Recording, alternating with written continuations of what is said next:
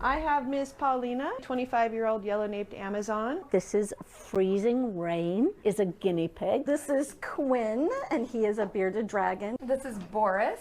He's a Russian tortoise. So these are just a few of the thousands of animals at smaller scale animal shelter and rescue organizations around San Diego right now. Dagmar has more in today's Down to Earth. Yeah, so we know about the big organizations, Humane Society and whatnot, but the little guys, we often don't know about them. So during the pandemic, there was a surge of people that decided to get pets. But as the pandemic did ease and those people finally went back to work and to school, many of them found that they didn't have time to care for their pet, or their pet just really doesn't fit into their way of working from home or their kind of newly developed post-pandemic lifestyle. So as a result, many smaller scale animal shelters and rescue facilities are now completely overwhelmed, but they need your help, and there are several ways you can do that. Check it out.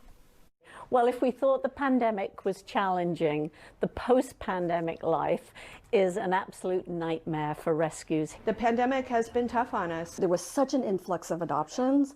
Now there's an influx of returns and abandonments.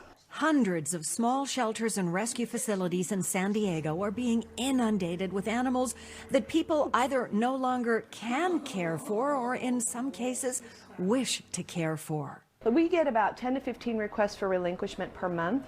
That's all we can take in a year. Any bird coming in right now, we do not have a home for it. We're at maximum capacity. We have over 100 reptiles in need, in care. Hi, I see you. With rescue facilities stretched to the maximum, their needs are greater than ever, and you can help. Their biggest needs are finding adoptive homes that know what these unique animals really need. Donations like supplies, money, and food, yes, those are always needed. But most of all, they need people like you to help.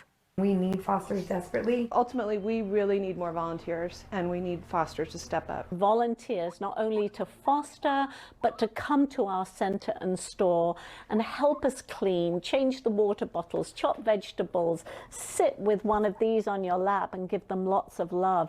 That's what we need today. These local animal rescuers will keep doing all that they can to help, but their fear is they're nearing the breaking point. There comes a point where we have to stop and say we can't take anymore. And when that happens, that's where the real tragedy comes in. So the danger for us right now is hitting this saturation point and not being able to take these animals in. And we're at that precipice, that cusp right now. We're so close to having to say, no, I'm sorry, we can't. These people are exhausted. We're really tired, but we're not going to stop because these animals need help. They all need help. And these are precious lives, and we want to make sure that they're living the best lives that they can.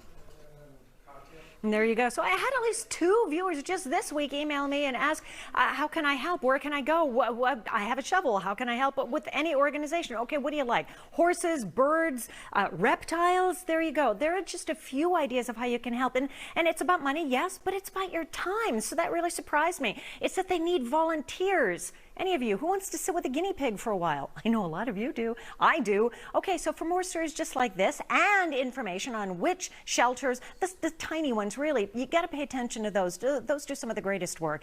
You can go to NBC7.com, search Down to Earth. There you will find a link to some of the sites, to the shelters that you can go and either donate